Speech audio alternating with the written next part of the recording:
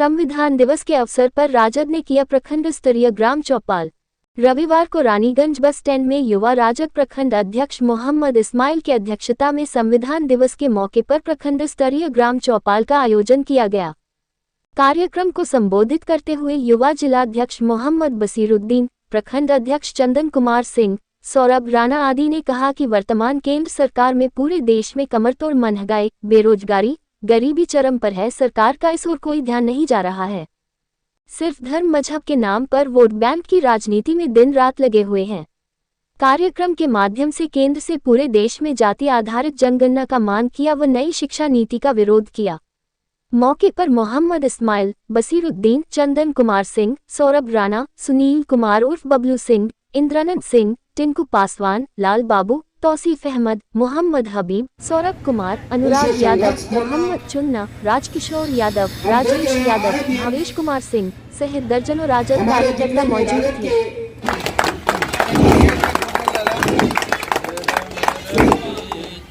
आज से पूर्व एक महत्वपूर्ण 26 अक्टूबर से ये ग्राम चौपाल का कार्यक्रम हमारे प्रदेश अध्यक्ष राजू यादव जी के आह्वान में पूरे बिहार में गांव-गांव में ये कार्यक्रम चलाया गया और हमारे जिला अररिया में भी ये कार्यक्रम हर प्रखंडों में चला और ये कार्यक्रम का समाप्ति का आज दिन है। इस कार्यक्रम में मुख्य रूप से 3-4 बिंदु है, इस पे बात करेंगे। इससे पहले मैं तमाम युवा राजद की ओर से मैं तमाम लोगों का हार्दिक अभिनंदन करता हूँ, नमन करता हूँ, नमस्कार करता हूँ, आदाब करता हूँ। इस सभा में आए हुए हमारे प्रखंड से प्रखंड के प्रखंड अध्यक्ष भाई चंदन कुमार जी, हमारे बीच हमारे बड़े भाई तौसीफ आलम जी, प्रधान युवा राष्ट्रीय जनता दल के प्रखंड महासचिव प्रधान महासचिव भवेश कुमार सिंह जी, प्रखंड सामाजिक कार्यकर्ता पवन यादव जी जो नगर पार्षद भी है, हमारे भी सौरभ जी, प्रवक्ता बबलू जी, टिंकू जी, पूर्व समिति इस्राइल भाई, वार्ड पार्षद जुबैर आलम और इस सभा में उपस्थित युवा साथियों, आज ये ग्राम चौपाल लगाने का मकसद यही है कि आप जाग जाइए। अगर आपको देश बचाना हो तो जागना पड़ेगा। अगर नहीं जागिएगा, आप नहीं जागिएगा तो ये देश को किस तरह देश के लोगों का हालात बद से बदतर करते जा रहा है भाजपा सरकार। आज देखिए कि मुख्य रूप से राशन, दूध, दाल, सब्जी, चावल तो दिन दुना चौगुना रेट होता चला जा रहा है। इसलिए आपको जागने की जरूरत है। 24 का चुनाव है, 2024 अगर आप आज नहीं जागिएगा 24 पता नहीं कर पाइएगा। और अभी से आपको गांव-गांव, घर-घर में आप अपने टोला मोहल्ला में चर्चा कीजिए कि इस बार नरेंद्र मोदी की सरकार को उखाड़ फेंकनी है। और जब तक ये देश का युवा नहीं जागेगा तो ये देश नहीं बदलेगा, ये कुर्सी नहीं जाएगी नरेंद्र मोदी जी को। इसलिए आप तमाम साथियों से आह्वान करते हैं कि आप लोग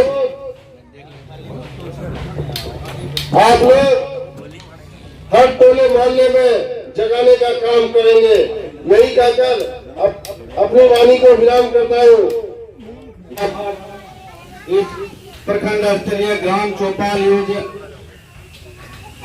कार्यक्रम जो रखा गया है, 1 महीने से सभी प्रखंडों सभी गांवों में ग्राम चौपाल का कार्यक्रम हमारे माननीय नेता तेजस्वी यादव के आह्वान पर और युवा राष्ट्रीय जनता दल के प्रदेश अध्यक्ष राजेश यादव के नेतृत्व में पूरे बिहार में चल रहा है।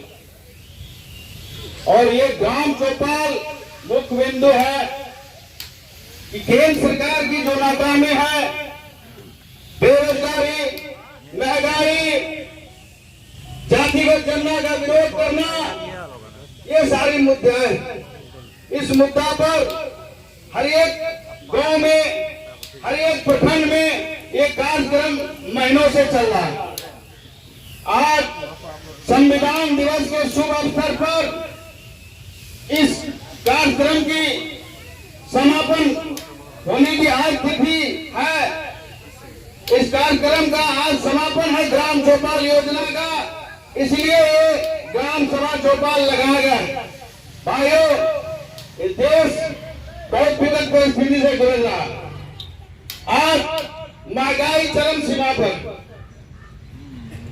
बेरोजगारी चरम सीमा पर, लोग महंगाई से त्रस्त है। आप मार्केट 500 रुपये लेके जाते हैं तो क्या आपका सब्जी से झोला भरता है? नहीं भरता।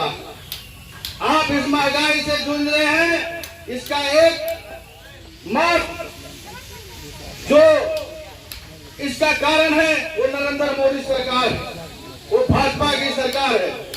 जब जब भाजपा की सरकार इस देश में आती है तो महंगाई चरम सीमा पर रहता है। इसलिए आपको समझने की जरूरत है।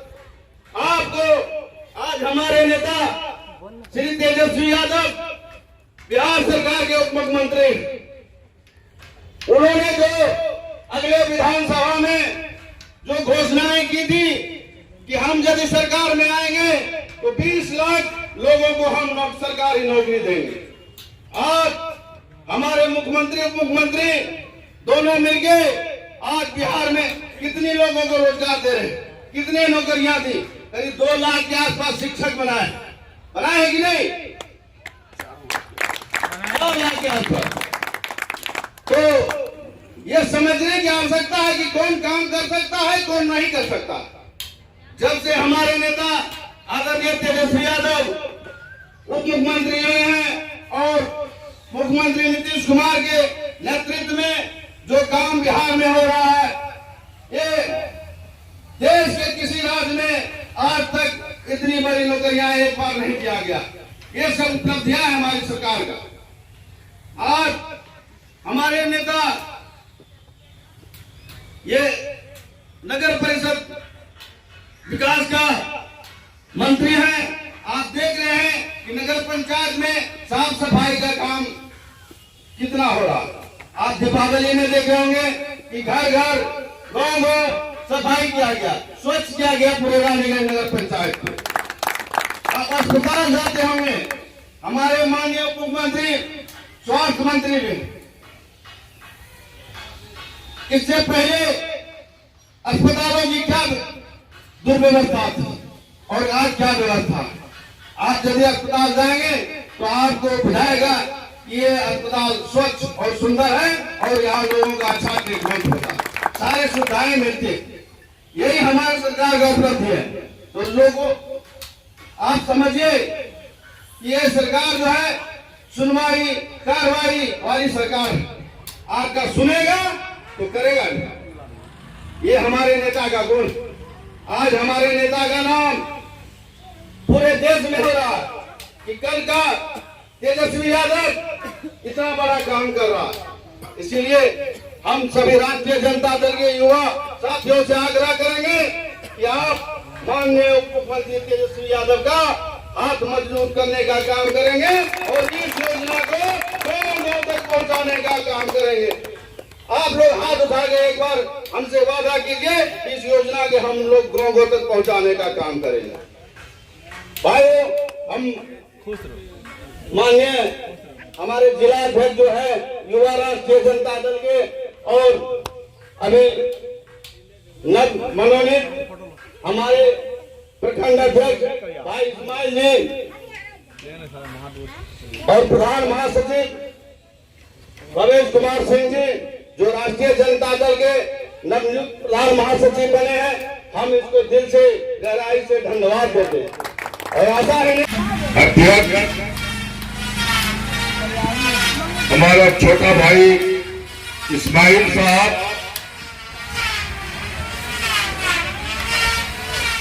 और बेबाक जुझारू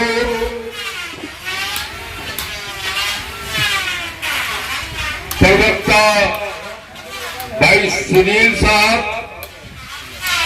मंच पर उपस्थित नगर पार्षद भाई पवन जी और काफी दिनों से राष्ट्रीय जनता दल का में संगठन को मजबूत करने वाले भाई सौरभ राणा जी, जुझारू युवा छोटा भाई इस्राइल साहब और नवनियुक्त प्रधान महासचिव भवेश कुमार सिंह जी, मंच पर उपस्थित नगर अध्यक्ष टिंकू पासवान जी और हमारे सामने बैठे हुए छोटे भाई जुबेर साहब, वार्ड अध्यक्ष और यहाँ उपस्थित सभी हमारे मित्र, बड़े भाई, छोटे भाई, आज का जो दिन है इसे हम लोगों को समझना होगा। आज 26 नवंबर, आज ही के दिन सन 1950 में बाबा साहब भीमराव अंबेडकर के द्वारा इस देश में सभी को समान रहने के लिए एक बहुत ही शानदार जानदार संविधान सभा को लिख के इस देश में लागू किया गया। आज की सरकार बाबा साहब भीमराव अंबेडकर के द्वारा लिखे गए संविधान के साथ खुला विरोध कर रहा है। ये समय हम लोगों को सोचने का है। आज संविधान अगर समाप्त हो गया तो हम आप कहां रहेंगे, कैसा सम्मान मिलेगा, ये संविधान समाप्त होने के बाद आपको और हमको पता चलेगा। उसी संविधान को बचाने के लिए राष्ट्रीय जनता दल के राष्ट्रीय अध्यक्ष लालू प्रसाद यादव जी 2014 में नरेंद्र मोदी सरकार बनने से पहले उन्होंने कहा था कि अगर भाजपा की सरकार बन गई तो संविधान खतरे में। और हम लोग आज 2014 से 24 आने वाला पिछले 10 सालों से हम लोगों ने देखा कि खुलेआम संविधान का विरोध किया गया, संविधान के साथ खिलवाड़ किया जा रहा है। और यह कार्यक्रम युवाओं को उत्साहित करने के लिए, जगाने के लिए वैसे चलाया जा रहा है। सबसे पहले इस बात को युवाओं को आगे आना होगा। किसी भी चीज का परिवर्तन करने के लिए देश के किसी भी समय से परिवर्तन की आवश्यकता होती है तो उसमें यह भार युवाओं के कंधा पर दिया जाता है। मैं अब यह बताना चाहता हूँ, राष्ट्रीय जनता दल तो अभी आपका जो माननीय मुख्यमंत्री तेजस्वी यादव जी हैं, उन्होंने चुनाव में घोषणा किया था कि मैं जो सरकार में आऊंगा तो पहला कैबिनेट में पहला कदम से मैं 10 लाख युवाओं को नौकरी दूंगा। तो खेत के साथ करना है तो उनकी सरकार नहीं बन सकेगी। कुछ जगह बेईमानी करके उनके एमएलए को हराया गया। जैसे ही यह गठबंधन की सरकार बनी तो कुछ ही दिन में लगभग 1 साल कुछ महीने हुए हैं। तो 1 साल कुछ महीने में ही यह जान लीजिए कि नौकरी का वह अंबार लगा दिया है। जितना वादा किए थे तो कम ही दिन में उस दौर में जा रहे हैं, कम ही दिन में उस दौर में जा रहे हैं। तो बीजेपी की सरकार इसके अगेंस्ट में कहा था कि वो 10 लाख देंगे तो हम 19 लाख देंगे। तो वही आंकड़ा निकाला गया था कि यदि 19 लाख दे रहे हैं तो इतना दिन जब गठबंधन में रहा तो आपको अभी तक में कुछ ही दिन में कितना नौकरी हो जाना चाहिए था। वो 2 करोड़ की बात तो अलग है। प्रधानमंत्री जो बोले थे 2 करोड़ तो वो नहीं कर सके। और आपके देश के जो मोदी सरकार है, देश में केंद्र में बैठी हुई, तो वो किसी भी तरह से कोई भी नीति जो भी या चाहे शिक्षा की नीति हो, बेरोजगारी हो, या जो भी तमाम समस्या आपके यहाँ बिहार में है या देश स्तर पर है, तो उनको किसी भी समस्या की ओर ध्यान नहीं है। उनको एक मात्र ध्यान है कि कांग्रेस कुछ नहीं किया, वो कुछ नहीं किया, वो कुछ नहीं किया। और हिंदू और मुस्लिम के सिवा कोई पॉलिटिकल स्टैंड उनके पास अभी नहीं है। तो देश में यदि हम कहते हैं कि रानीगंज प्रखंड में 2 बड़ा मंदिर बना जाए तो क्या बेरोजगारी दूर हो जाएगी कि महंगाई दूर हो जाएगी? बेरोजगारी दूर करने के लिए, महंगाई दूर करने का एक मंदिर का उपाय नहीं है, कहीं भी नहीं। चाहे जो भी लोग उनके समर्थक हैं उनको चाहिए कि इससे देश की समस्या कहीं समाधान हो सकता है क्या? यदि नहीं हो सकता है तो ये मंदिर और मस्जिद के चक्कर में हम लोगों को क्यों रहना है? मंदिर प्रखंड राजद के तरफ से जो यह कार्यक्रम रखा गया है, मैं सबसे पहले प्रखंड अध्यक्ष युवा राजद भाई मोहम्मद इस्माइल जी का एवं प्रखंड महासचिव हमारे अनुज, हमारे भतीजा भवेश जी का दिल की गहराई से आभार प्रकट करते हुए आशा ही नहीं बल्कि पूर्ण विश्वास के साथ कहना चाहते हैं कि आप दोनों की जो जोड़ी है ये राजद का रीढ़ बनेगा। और आने वाला समय जो है 2024 आप दोनों अपने कर्तव्य पथ पर चलकर युवाओं को जगाने का कार्य करेंगे। यही मेरा आपसे अनुरोध है, यही मेरा आपसे आग्रह है। सरकार जो हम लोगों के बीच दोहरी नीति की जो राजनीतिक ये स्वार्थवश नहीं है, यह नीति जो उनका है, हम लोग इस चीज को नजदीक से जाने और पहचाने हैं। और पहचान कर आने वाला समय जो है यह 2024 यदि आप अपने युवाओं के बीच में सरकार जो अभी हमारे भाई उप मुख्यमंत्री युवा के कर्मठ नेता तेजस्वी जी जो आप लोगों के बीच प्रदेश अध्यक्ष के माध्यम से इस तरह का जो कार्यक्रम जो किया है वह जगाने का कार्यक्रम है, यह जगने का कार्यक्रम है। हम आपको बता देना चाहते हैं अभी भारत की सरकार जो गुजरात मॉडल में गुजरात को जो कारखाना लगाने का कार्य करता है, बिहार में 4 किलो अनाज देकर लोगों को ठगने का कार्य करता है। मैं आप तमाम साथियों से कहना चाहेंगे कम से कम ये 4 किलो अनाज जो फ्री किया है ये हम तमाम अपने साथियों के बीच जाकर बताने का कार्य करें। ये हम लोगों को शोषण करने का कार्य करता है। अभी हमारे वरिष्ठ साथी जो आप लोगों को बताने का कार्य किया, अभी बहुत विस्तार से जो बताया, तो सिर्फ साहब जी आप लोग इस चीज को अपने अंदर ही नहीं रखना है, आप अपने टोला मोहल्ला अपने समाज में विस्तृत रूप से युवा साथियों एवं अत्यंत पिछड़ी समाज, अनुसूचित समाज, अनुसूचित जनजाति में रखने का कार्य करेंगे, तभी आप इस फतह को जीतने का कार्य करेंगे। अभी सोशल मीडिया पर हमारे प्रोफेसर भाई लक्ष्मण यादव जी का स्टेटमेंट को सुनिए, अभी हमारे डॉक्टर भीमराव अम्बेडकर जी का स्टेटमेंट को सुनिए।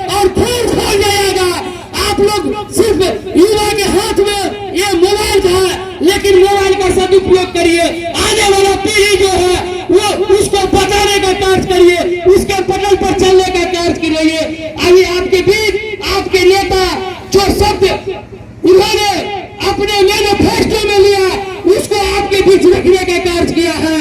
अभी नौजवान युवा साथी हमारे बीच हमारे गांव मोहल्ला टोला से अभी नौकरी में आगे बढ़ करके हिस्सा लिया। अभी बहुत सारे ऐसे नौकरी हैं, उसमें बहुत सारे नौकरी में 5 लाख योगदान दिलाने का कार्य किया है।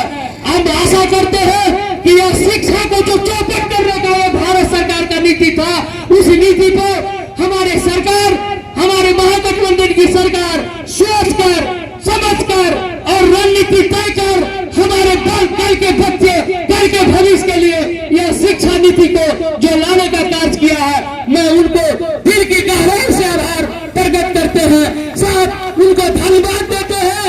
और हम जैसे कार्यकर्ता से आह्वान करते हैं कि हम लोग टोला मोहल्ला या चाय दुकान हो या कहीं भी हो, या अपने इस पार्टी के बारे में बताने का कार्य करें। तभी आप 2024 या जो आने वाला समय है, ये संविधान पर जो चोट मारा है, आज जातीय समीकरण जो उन्माद फैलाने का काम करता है, वो जो करता है किसी व्यक्तिगत अपने घर की पार्टी है, मैं उसको जवाब देना चाहूंगा कि आज गृह मंत्री के बेटे अभी क्रिकेट में जो अध्यक्ष पद पर है, वो क्या व्यक्तिगत है? क्या वो व्यक्तिगत उसका अपना नहीं है? वो कैसे है? अभी बहुत सारे ऐसे उपमा है, गूगल का दुनिया है, आप सर्च करिए। हमारे जैसे विद्वान, हमारे जैसे बहुत सारे ऐसे हमारा अग्रज जो अभी है, अभी जो वक्तव्य देते हैं, अभी कन्हैया कुमार जो कांग्रेस में है, उनका स्टेटमेंट को ग्रहण करिए, तब आपके बीच जोश खुलेगा और आने वाला नया भारत लिखने का कार्य करेगा। यही मेरा वक्तव्य है। मैं अपने वरिष्ठ कार्यकर्ता है या वरिष्ठ नेता है, ये केंद्र सरकार किसी न किसी प्रकार से कोई न कोई व्यवधान ऊपर करके, चाहे वह ईडी के माध्यम से हो या और सभी कुछ न कुछ नुस्खा निकाल के उन पर एक अंकुश लगाने का काम कर रही है। चाहे वह गलत ही सही क्यों ना हो, लेकिन अपने तरफ से वो कोई कसर नहीं छोड़ रहे हैं। अभी जो चुनाव का दौर कई जगहों में 5 स्टेट में है, आप सभी टीवी और मोबाइल के माध्यम से देखते ही होंगे। हर जगह महागठबंधन काफी ही सुदृढ़ दिखाई पड़ रहा है। लगता है कि आने वाले समय में और ये केंद्र सरकार जो मोनोपोली अपनी चला रही है, संभवतः अगर हम सभी एकजुट हो, एकत्रित हो और सबों को जागृत करते हुए इसमें लगे रहे, तो वह दिन दूर नहीं जो हम महागठबंधन के लोग इस को उसको धूल चटा देंगे। आने वाला कल जो है वो हम सबों का होगा, हमारा होगा। आप देख रहे हैं कि अभी शिक्षा नीति में हम लोगों की सरकार कितनी जागरूक है, शिक्षकों की बहाली कितनी तेजी और तत्परता से अभी की गई है, जो आज तक कभी भी दीपावली या दशहरा के पर्व जैसे त्योहार में भी वो सारे स्कूल जहां जहां भी इनकी बहाली होने वाली है, उन हर जगहों को खोल के रखा गया, जिससे कि किसी भी जो आज जो नए शिक्षक चयनित हुए हैं वो वहां जाए और वहां से लौटे नहीं, उन्हें किसी प्रकार की दिक्कत ना हो। उसमें कुछ जहां तक हम लोग समझते हैं कुछ आपातही जरूर हुई है। हमारे बिहार के जितना युवकों को इस बार लाभ मिलना चाहिए था, बहुत दिनों के बाद उन्हें अपने शिक्षा का सदुपयोग करने का मौका मिला था।